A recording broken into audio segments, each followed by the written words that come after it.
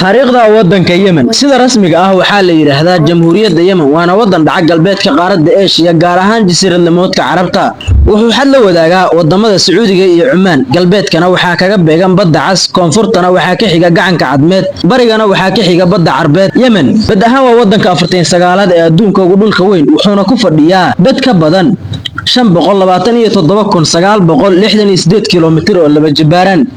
Yemen waa mid ka mid ah wadamada leh taariikhda fac weyn wuxuuna tartan la galaa Masar iyo Ciraaq marka la eego dhanka xadaaradda oo waxaaba xusid mudan in culimada qaar ay qabaan xadaaradda Yemen inay tahay ta ugu qadiimsan taariikhda aadamaha sidoo kalena ay tahay asalka Carabta Yemen mar waxaa xukumi jirtay Balqiisa oo maamuli jirtay boqortooyadii Saba boqortooyadaanina waxay jirtay xilligii Nabi Suleymaan calayhi salaam waxaana lagu sheegay Quraanka Kariimka ah sidoo kale waxaa la sheegaa inay tahay Yemen halkii ay deganaan jireen qowmucaad dadka Yemen boqolkiiba 9.8 waa Carab qowmiyadda labaad ee ugu badanina waa Soomaali waxayna ka yihiin dadka dalkani boqolkiiba 3.7 boqolkiiba 99.1 waa muslimiin dadka reer Yemen jaadka ama qaadka muhiim ayuu ka yahay dalkani wuxuuna ka mid yahay waxyaabaha sida maalinlaha ah looga cuno waxaana dhaqan iyo caado ka ah in la isugu tago qolo la yiraahdo dawaawiin halkaasina saacado lagu qaylo oo waaba la isku marti qaadaa jaadka waxaana dalkan intiisa badan looga yaqaanaa quutu saalixiin ama quutul awliya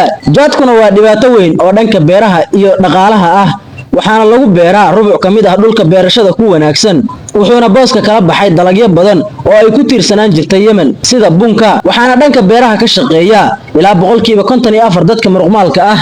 dadka dalkani boqolkiiba 27.3 waa dad reer magaal ah halka reer miyigana lagu sheego boqolkiiba 74.7